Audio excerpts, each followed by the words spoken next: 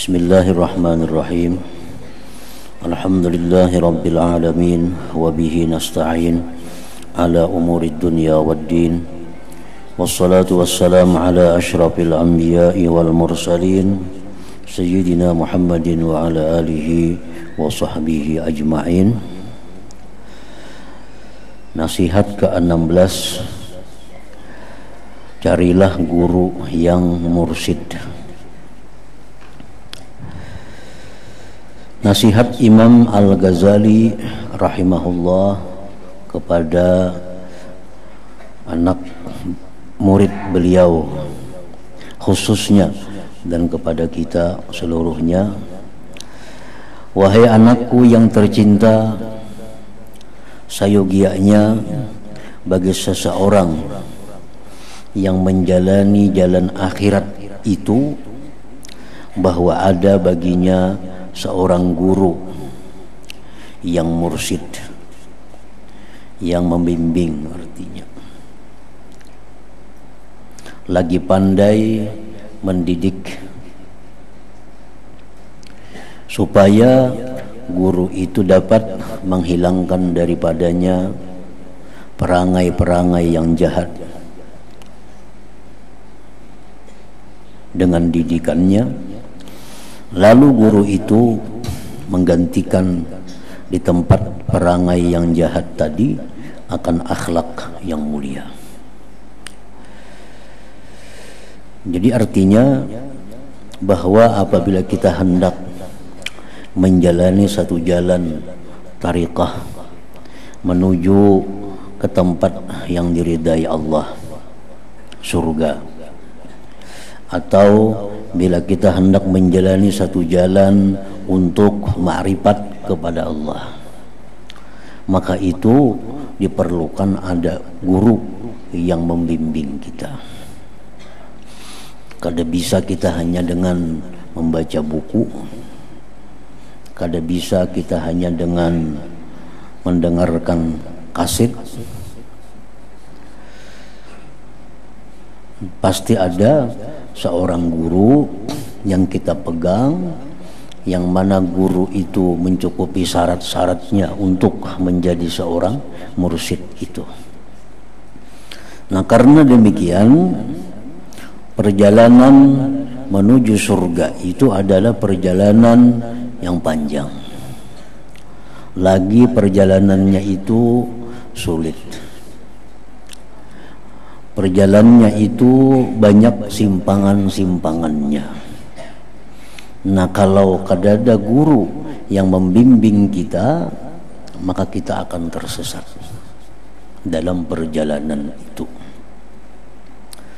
Sebab dalam sehari-hari kita pasti menemui berbagai macam perkara yang mana kita kada bisa memutuskan apa hukumnya perkara yang kita hadapi itu.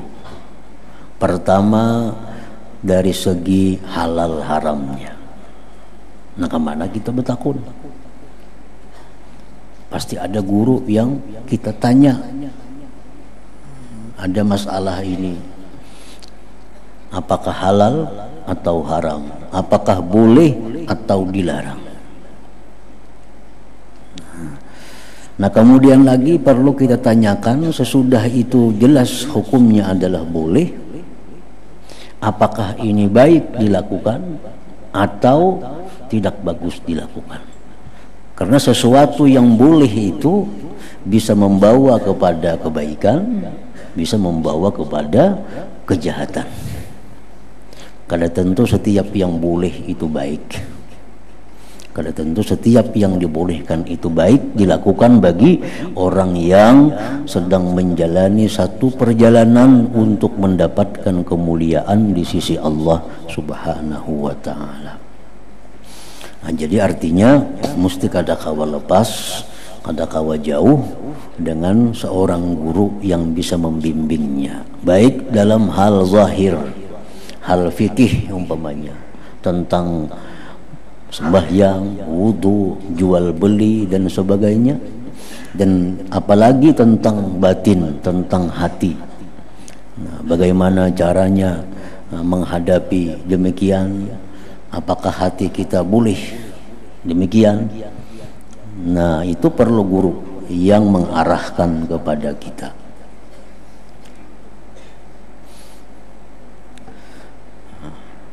Dalam ungkapan para ulama, man la syaikha lahu fasyaitan syaikhuhu.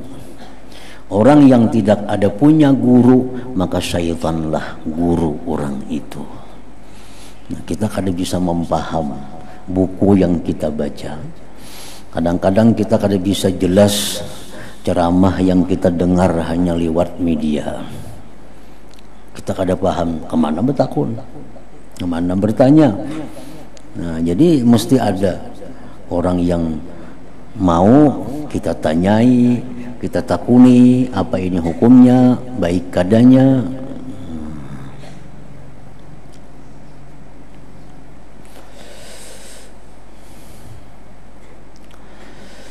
Lalu guru itu menggantikan di tempat perangai yang jahat tadi akan akhlak yang mulia. Yang dulunya seseorang ini ada ria, nah kayak apa cara supaya guru itu bisa merubahnya menjadi ikhlas. Nah, yang dulunya kita ini dengki, iri, bagaimana caranya supaya kita menjadi orang yang selalu berkehendak baik kepada sesama. Yang dulunya kita ini pendendam, pemarah, nah bagaimana supaya kita menjadi orang yang pemaaf. Nah, itulah tugasnya seorang guru yang mursyid, yang membimbing tadi.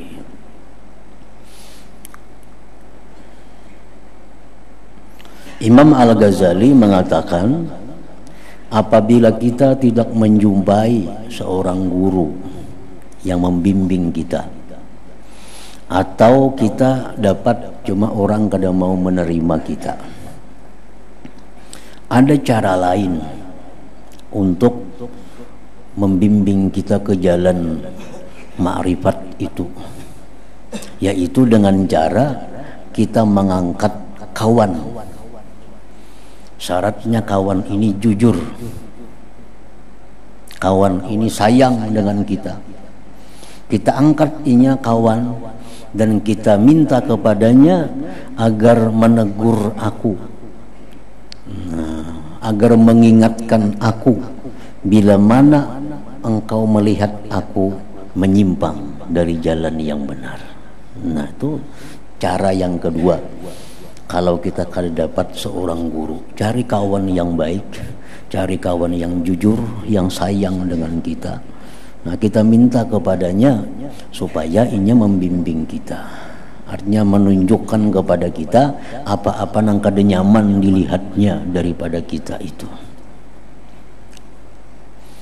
Sayyidina Umar berkata, rahimallahu mra'an ahda ilayya uyubi. Ujar Sayyidina Umar, Allah merahmati kepada orang yang menunjukkan kepadaku tentang kekuranganku, tentang kejahatanku. Nah, jadi artinya kita berdoa agar orang itu diberi rahmat oleh Allah bila orang itu mau membimbing kita, meluruskan kita yang salah.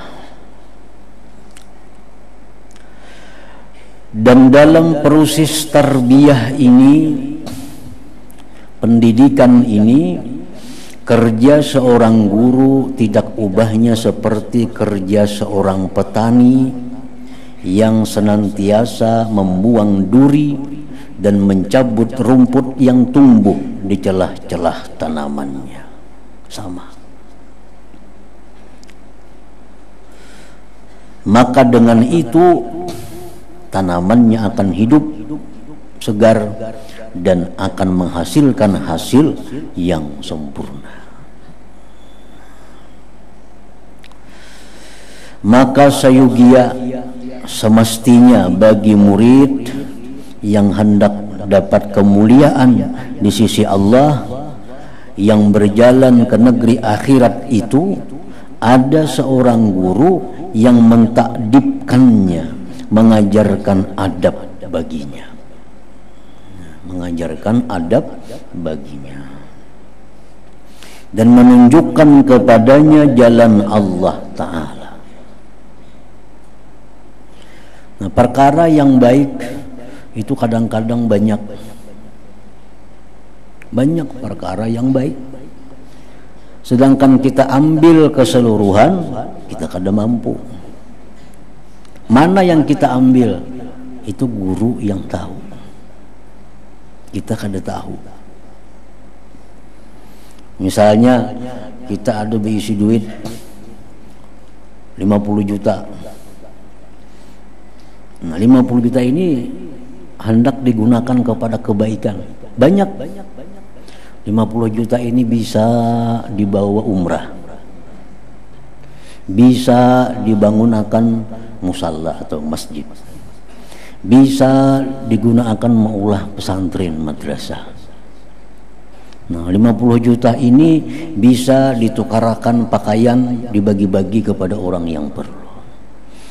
50 juta ini bisa duitnya ditukarakan baras, dibagi kepada orang-orang yang perlu baras. Banyak.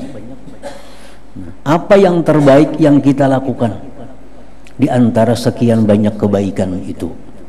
Nah, kita kadang bisa milih kalau kita belum ma'rifat kepada Allah Subhanahu wa Ta'ala. Pilihan kita itu biasa bercampur dengan hawa nafsu. Nah, pilihan kita biasanya bercampur dengan hawa nafsu.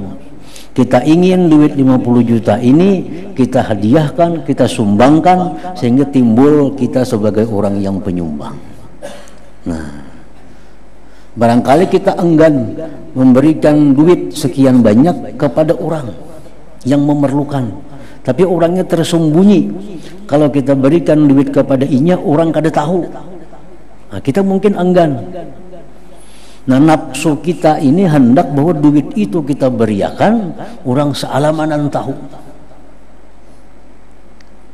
Nah, jadi mana sekian banyak penggunaan itu yang mesti kita ambil. Nah, disitulah perlunya peran seorang guru yang mursyid itu, supaya duit 50 juta ini bujur-bujur bermanfaat bagi kita di dunia dan hasilnya ada di akhirat. Minta arahkan, ada duit 50 juta, sudah diniatakan duitnya hendak disosialkan, kabanan yang baik diunjuk. Itu mesti dirunding, jangan berunding lawan bini, luput. Bini kan tahu napa-napa. Jangan berunding lawan kawan yang jahil. Nah, supaya duit 50 juta ini bermanfaat, berkembang, mesti dengan guru yang mursyid. Supaya 50 juta ini jadi 500 juta di dunia dan di akhirat jadi surga. Itu hanya guru mursyid yang tahu kemana mestinya menggunakan duit itu. Nah, amun disedekahkan kemana menyedekahkannya. Amun dibangunkan ini bangunan apa yang paling bermanfaat. Nah, jangan sampai kita itu memberikan duit sekian banyak tapi dalam hati ada bercampur dengan hawa nafsu. Nah, hawa nafsu. Namun kita bangunakan tuh kelihatan bangunannya. Untuk kalau kelihatan kayaknya lewat tuh bangunanku. Kayaknya seminggu lewat bangunanku. Ini kisah pulang ke orang tuh aku yang bangun itu. Nah, kada jadi napa-napa kayaknya hasilnya nih. Duit 50 juta ini kada jadi apa-apa hasilnya karena selalu diakui. Selalu diakui kelihatan barangnya. Nah, coba kalau duit 50 juta kita habiskan, kada melihat lagi kita. Nah, itu lebih baik, lebih diharapkan pahala di akhirat daripada yang demikian. Kecuali kita sudah sampai ke suatu makam ma'rifatullah. Nah, sudah bersih hati kita dari hal-hal duniawi. Nah, sudah tahu segala macamnya. Nah, ayo aja kita kada usah lagi minta pendapat kepada guru mursyid tentang penggunaan itu. Sembahyang misalnya, ulun guru wae umpamanya malam nih bangun sudah bila pukul 2 tuh bangun Napa nang bagus ulun baca, apa nang bagus ulun gawi. Kan banyak nang bagus-bagus. Baca Quran bagus, tahajud bagus, witir bagus, berselawat bagus, la ilaha illallah banyak nang bagus. Napa nang bagus untuk ulun ini? Nah, itu guru yang merusyid yang menunjukkannya apa yang terbaik amalan bagi dia itu. Ini mungkin orang per orang kada sama. Menurut pengetahuan si guru tentang diri si A, oh jago ikam si A ini kalau ikam bangun tuh bagus sudah selawat kita, selawat. Karena mungkin guru ini tahu bahwa orang ini kada tapi penyelawat, suruh guru berselawat. Nah, saya kong datang sama ulun jam 2 bangun guru ngapa nang bagus dia malakan. Guru tahu orangnya paling kuliah sembahyang. Ya guru jam sembahyang jadi banyak dah 20 rakaat kah, seqiyamul lail 30 rakaat kah, 100 rakaat kah, atau kita ada masih hutang-hutang qadaan, bayar qadaan. Nah, itu milah amaliyah yang cocok untuk kita, yang bersih dari hawa nafsu, itu hanya guru yang mursyid yang tahu. Kita kada tahu karena samuan baca fadilatnya bagus, lagi hanya baca di buku, baca ini fadilatnya ini, baca ini itu, baca ini, samuan bagus. Nah, lalu mana amalan yang pina cocok lawan nafsu, ini nang ketujuh dibaca jadinya. Nah, jadi amalan itu kada murni lagi karena Allah, ada dorongan hawa nafsunya.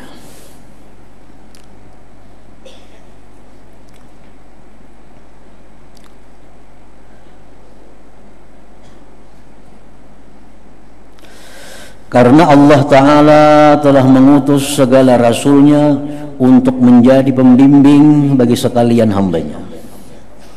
Dan apabila para rasul ini telah meninggal dunia, sudah pasti Allah Ta'ala akan menjadikan bagi mereka akan khulafa, pengganti-pengganti yang meneruskan tugas mereka untuk memberikan bimbingan ke jalan Allah Subhanahu wa Ta'ala. Nah, jadi sahabat Nabi itu datang kepada Nabi macam-macam, Nabi beri nasihat. Ada yang diberi Nabi nasihat, ikam ini aja Nabi. Ada lagi datang lawan Nabi, ulun minta nasihat, ikam aja Nabi ini. Nah, Nabi ini seorang yang membimbing, sidin tahu apa yang diperlukan oleh orang. Jadi kadang memilih seorang amaliyah itu, kebaikan-kebaikan yang banyak itu.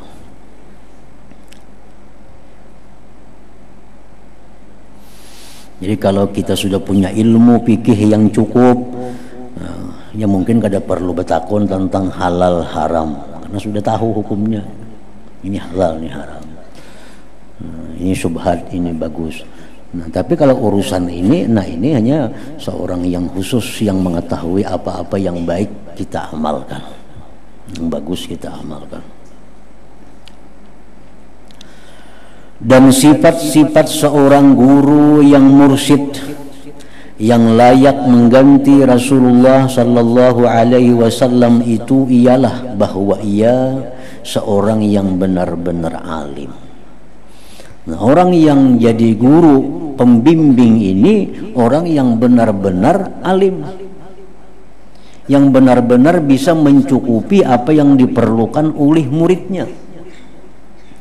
Dia alim dalam masalah tauhid, sehingga kalau muridnya ini ada kesulitan dalam menghadapi hal ihwal ilmu tauhid, nah gurunya bisa mengarahkan. Si guru ini orangnya harus alim dalam bidang fikih. Nah, sehingga kalau murid ini menjumpai perkara-perkara yang sifatnya fikih, guru bisa mengarahkan tentang ilmu fikih. Dan guru ini mesti orangnya menguasai ilmu tasawuf, ilmu suluk. Nah, karena bila muridnya ini mengalami halangan-halangan tentang masalah tasawuf, gurunya bisa menjelaskan itu. Misalnya si murid orang tuanya atau dang sanatnya meninggal dunia, banyak bisi harta. Datang lawan guru. Nah, guru, abah ulun meninggal, betinggal harta sekian, betinggal ini, kayak apa cara membagi warisnya. Nah, bila guru ini kada bisa jadi ahli faraid, kada kawa jadi guru mursyid. harus menguasai ilmu fikih. Apapun yang dibutuhkan oleh murid, nah ini bisa mencukupi. Nah itu orang yang berhak disebut guru mursyid itu. Menguasai ilmu tauhidnya, fikihnya, dan tasawufnya. Tetapi bukan semua orang yang alim layak menjadi pengganti kepada Rasulullah Sallallahu Alaihi Wasallam. Jadi ada istilah kullu mursyid alim walaysa kullu alim mursyid. Nah, setiap orang yang mursyid itu pasti alim, dan bukanlah setiap orang yang alim itu bisa menjadi seorang mursyid, seorang pembimbing itu. Kayak manusia-manusia yang diberi Allah wahyu terbagi dua. Ada yang hanya untuk dirinya sendiri, nabi itu kada diberi Tuhan tugas membimbing manusia, alim tapi hanya untuk dirinya. Ada manusia khusus yang diberi Allah wahyu untuk dirinya sekaligus untuk umat Rasul. Padahal alim juga kedua-duanya. Jadi setiap nabi belum tentu rasul, setiap rasul itu pasti nabi. Pasti nabi. Nah demikian setiap orang yang alim belum tentu dia mursyid, bisa membimbing. Nah, setiap orang yang bisa membimbing itu pasti alim. Pasti alim.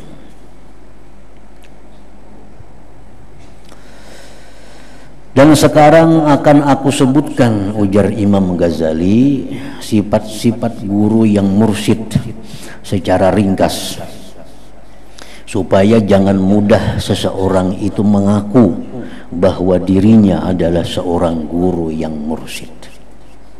Ada standarnya, ada ukurannya, baik secara zahir maupun secara batin, sehingga dia berhak disebut sebagai seorang mursyid, pembimbing itu. Pertama, seorang guru,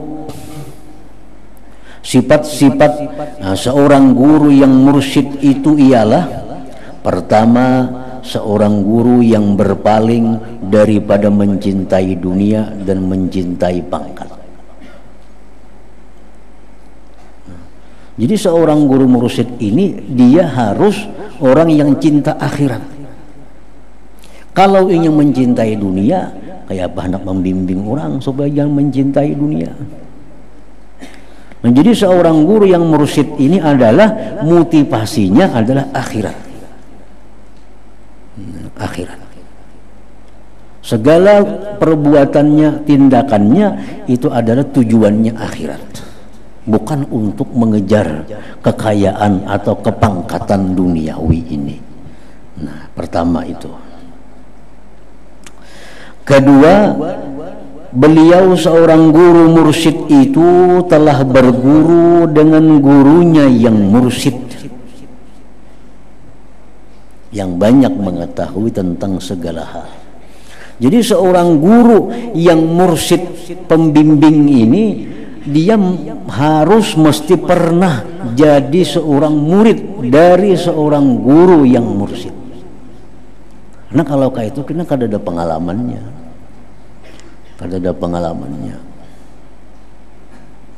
Jadi seorang guru yang mursyid itu, kalau kita hendak berguru lawan sidin itu, kita harus tahu siapa garang guru sidin itu dulu, siapa garang pembimbing sidin itu dulu. Karena kadang mungkin seorang bisa jadi guru yang membimbing kalau dia belum pernah dulunya dibimbing oleh seseorang guru yang mursyid itu. Nah, kalau kita hendak berpegang dengan seseorang guru yang mengurus rohani kita, kita mesti tahu guru itu siapa garang dulu gurunya. Siapa dulu mursyid sidin itu siapa?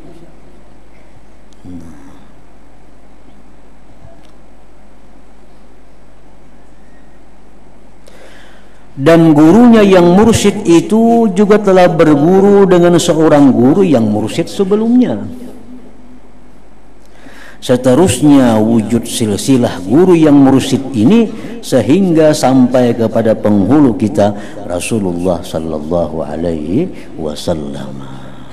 Jadi itu ada silsilahnya, bukan hanya sekedar baguru biasa, ada turunannya.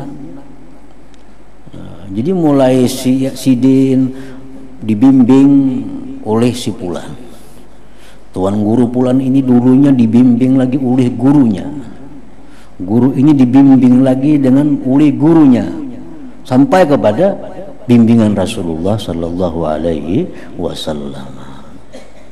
Nah makanya itu ada di dalam istilah orang sufi itu ada lubusul khirqah. Lubusul khirqah itu artinya seseorang itu diberikan Nabi semacam kain, baik itu berupa jubah, baik itu berupa surban, sebagai tanda bahwa ini orang pernah dibimbing oleh guru itu. Nabi memberikan khirqah pakaian kepada Sayyidina Ali.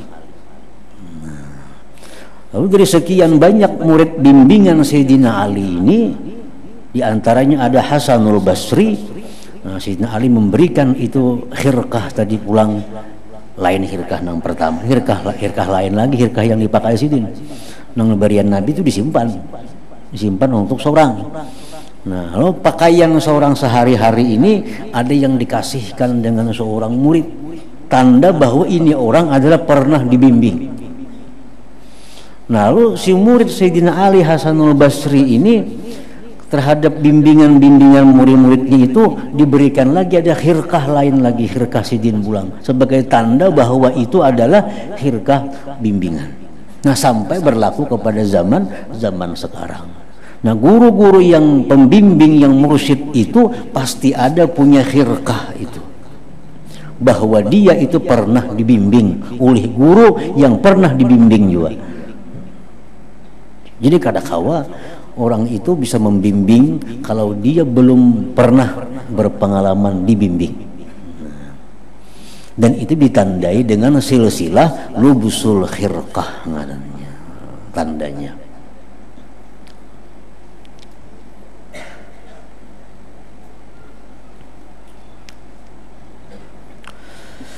Ketiga, sifat-sifatnya seorang mursyid tadi. Jadi kita harus tahu bujur,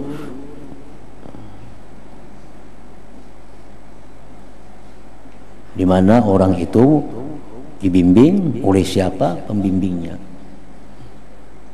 Karena urusan ini urusan rohani. Kalau sudah menyimpang, kalau sudah sesat, akan sulit kembalinya, sulit mencabutnya. Kita ini sudah mulai berguru dengan yang salah, ngalih berpindahnya. Apalagi sudah sekian tahun berguru dengan guru yang kada jelas asal usulnya. Padahal ini guru pembimbing rohani kita. Nah, setiap kali kita bisa bertakun masalah ini, itu. Nah, itu. Jadi sebelum kita menjadikan orang itu sebagai guru pembimbing kita tahu bujur dulu. Guru itu siapa? Mengajinya di mana? Pembimbing sidin itu siapa? Sampai kepada Rasulullah atau kada? Itu mesti ada. Lain hal kita mengaji ilmu nahu, itu kada jadi masalah. Mengaji ilmu saraf, itu kada jadi masalah. Siapakah gurunya? Nah, mengaji ilmu nahu, ilmu bahasa Arab, itu kada jadi soal. Macam kamus munjid tuh kan orang kada Islam mengarang, banyak dipakai oleh orang Islam karena bagus bahasa Arabnya. Ini artinya itu kan jadi masalah. Tapi kalau untuk urusan rohani kita, nah kita mesti berpilih. Nah, pilih bujur.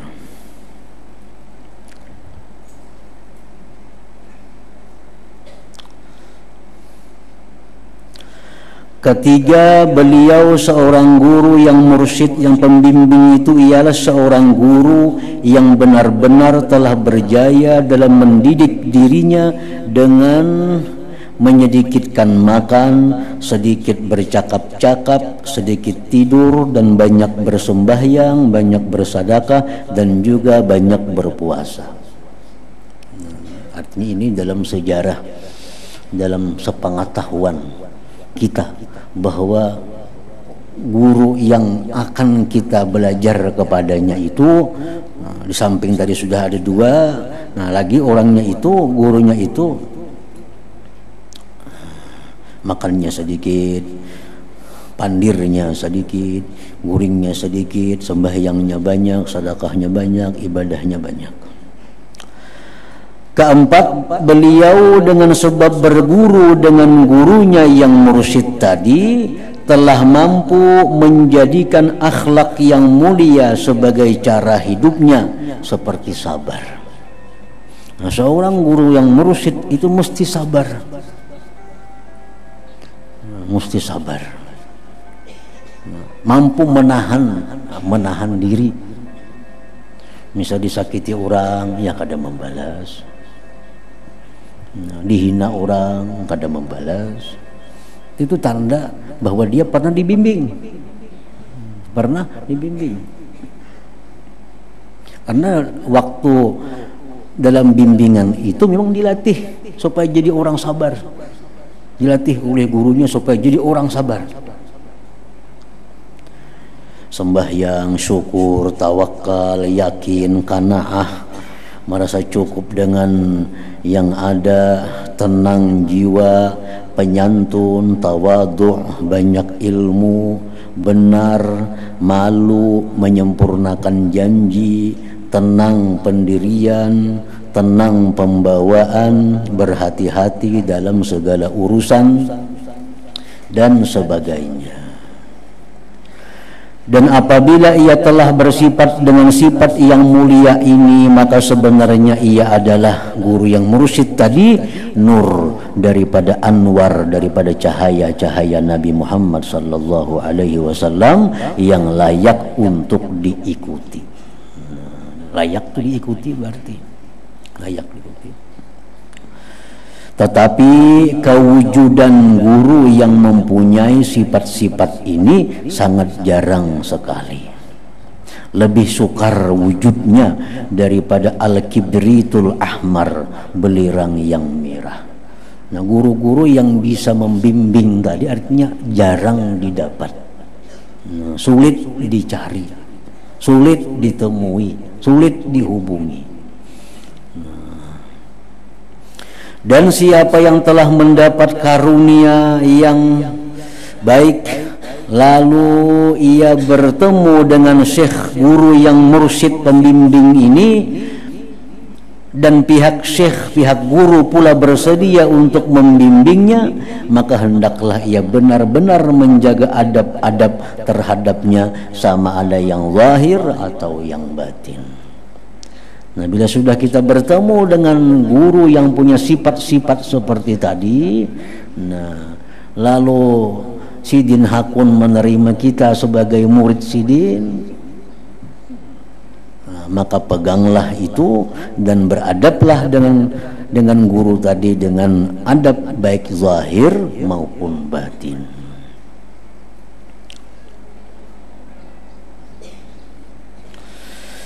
Adapun adab-adab yang zahir, yaitu pertama, kalau sudah kita dapat dengan guru tadi, Sidin Hakun mengajari kita, Sidin Hakun menerima kita, adabnya pertama bahwa ia jangan sama sekali bertengkar dengannya. Jangan mahu wali lawan guru artinya. Dan jangan pula suka berhujjah melawannya. Pada apa jua masalah, walaupun ia mengetahui salah pada zahir. Jadi kalau sudah bertemu dengan guru seperti itu, jangan sekali-kali kita mengkritik dengan guru itu, walaupun secara zahir pengetahuan kita salah apa yang dilakukan atau dikatakan oleh guru itu. Nah, hanya ada dua cara menghadapi demikian. Kalau kita sudah dapat seorang guru yang bagus tadi, yang sudah bertitel mursyid tadi, kita diterima belajar di situ. Nah, adab kita yang pertama, jangan sampai mengkritik apa yang Sidin ucapkan, apa yang Sidin lakukan, walaupun menurut kita kada cocok. Kalau nya kada bisa itu, kada bisa taslim ngarannya. Ini sudah mengikatkan bahwa apa yang dilakukan oleh guruku itu pasti ada dasar hukumnya. Nang aku belum tahu, kada perlu mengkritik. Nah pasti dia nangka itu, maka dilarang dalam agama. Kita mungkin sedikit ilmunya, kada seluas ilmu sih. Nah pertama taslim, serahkan. Sidin manggawan itu sidin tahu aja ilmunya, pasti ada ilmunya.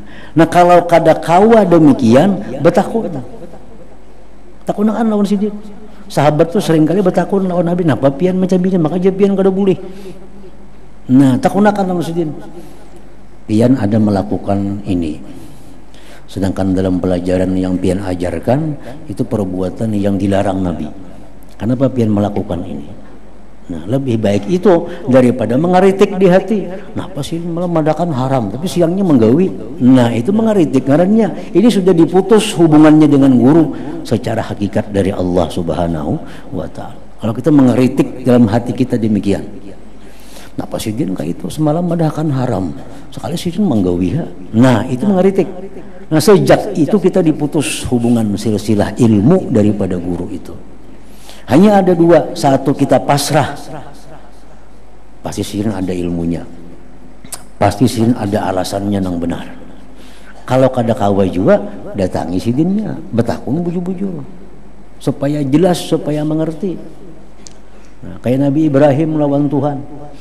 Biar Nabi Ibrahim, ya Rabbi arini kaifa tuhyil mauta. Wahai Tuhan, perlihatkan kepadaku bagaimana engkau itu bisa menghidupkan yang sudah mati.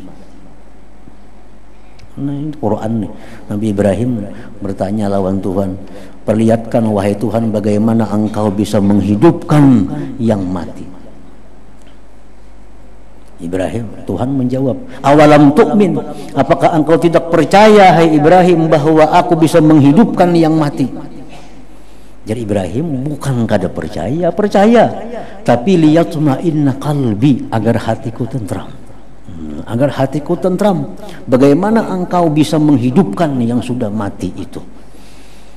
Disuruh Tuhan cancang burung, lani-lanik mencancang. Akhirnya Tuhan dengan kun, jadilah itu burung kembali burung. Nah hanya tenang Nabi Ibrahim. Nah demikian pula seorang murid itu, kalau hatinya kada tentram melihat gurunya berbuat hal-hal yang dilarang menurut pengetahuan si murid, nah takunakan lawan sidin. Napa pian manggawi ini supaya hati ulun tenang. Nah napa ada kapian dalilnya atau apa hukumnya? Nah itu kena jawaban guru macam-macam. Bisa guru itu menjawab dalilnya, jadi guru ini dalilnya. Bisa aja guru cuma mengaji harus kita dapat saja ilmunya, bisa juga kayak itu. Kemudian ampir mengaji terus dia guru, karena kan bertamu ini dalil apa nanggo gawe itu pada kada salah. Nah itu kena jawaban guru kada jauh di antara yang demikian itu.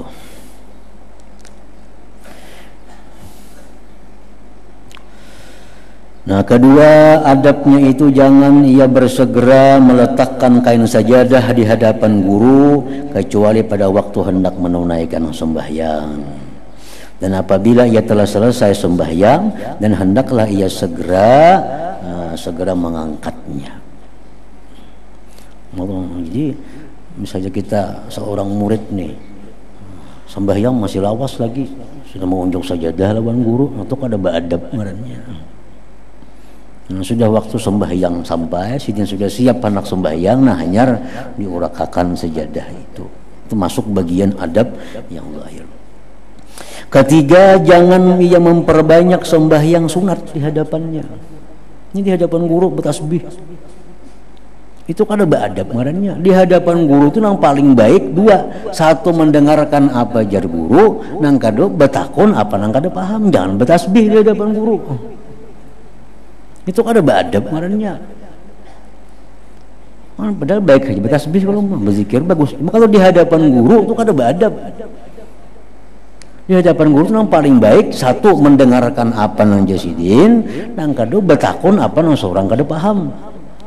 Itu lebih mulia daripada sembahyang sunat di hadapan sidin, daripada bertasbih. Itu tanda kada beradab ngarannya.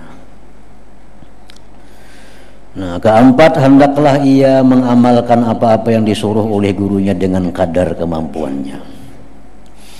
Adapun adab-adab yang batin pula, yaitu pertama, segala sesuatu yang ia dengar daripada gurunya dan telah diterimanya pada zahir, maka jangan sekali-kali ia mengingkarinya pada batinnya. Jangan pada perbuatan dan jangan pula pada perkataan, supaya ia terselamat daripada tanda orang yang munafik. Ini secara zahir, napa nang jaguru hakun aja, cuma hati menolak. Nah, itu jadi orang munafik ngarannya. Itu sudah kehilangan adab batin, sudah kehilangan adab batin.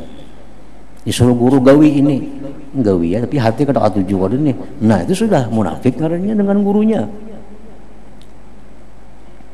Dan seandainya tidak dapat berbuat demikian, maka sebaiknya tinggalkan saja gurunya itu sehingga sampai suatu masa yang ia dapat menyamakan batin dengan zahirnya. Namun kada sanggup kayak tadi, baik berjauh aja dulu. Jangan beparak guru dulu, berjauh. Sudah siap kena masanya, nah hanyar beparak. Kedua, hendaklah ia menjauhi daripada bersahabat dengan orang yang jahat, supaya ia dapat mengusungkan lembaran hatinya daripada segala perhubungan dan pengaruh syaitan manusia. Maka dengan itu akan suci hatinya daripada kekuturan syaitan, dan walau bagaimanapun ia mesti memilih kefakiran daripada kekayaannya. Nah, seorang murid itu orang yang banyak diberikan tugas-tugas oleh gurunya. Nah, sehingga apapun yang diperintahkan oleh gurunya untuk kebaikan dirinya, itu mesti dia tinggalkan, walaupun itu merugikan dalam segi duniawinya, walaupun merugikan dalam segi duniawinya. Karena itu perintah guru, tinggalkan. Nah, mesti ditinggalkan kalau sudah kita mempunyai guru yang membimbing itu. Nah, kemudian nasihat ke-17, intisari ilmu tasawuf.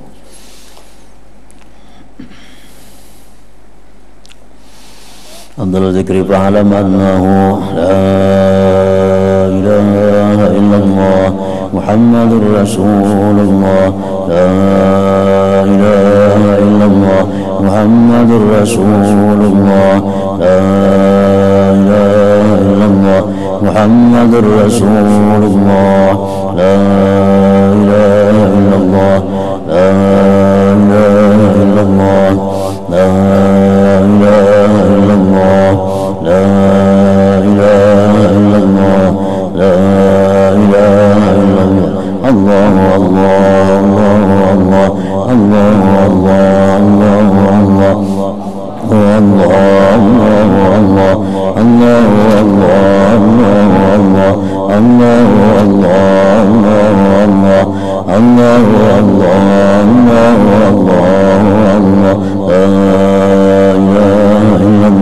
Muhammadur Rasulullah, la ilaha illallah Muhammadur Rasulullah, la ilaha illallah Muhammadur Rasulullah, la ilaha illallah. Al-Fatihah. Bismillahirrahmanirrahim.